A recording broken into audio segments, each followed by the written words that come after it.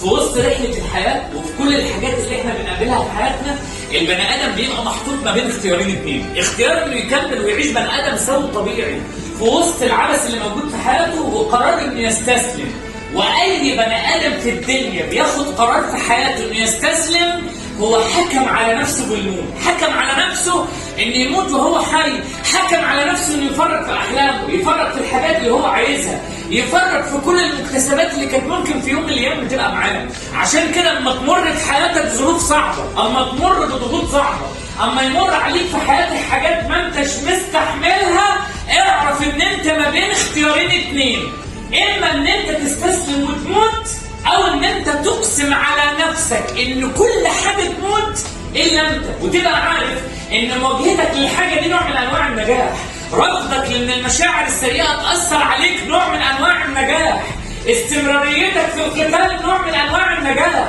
هو انت فاكر ان الاحلام اللي انت عايز تحلم بيها وعايز توصل لها بتتحقق سهل؟ لا، كل حلم عظيم الوصول ليه صعب، كل حلم كبير البني ادم لازم يتعامله عشان يوصل له. اللي احنا محتاجينه يا جماعه انك تتحول لبني ادم ما عادش فارق معاه اي حاجه.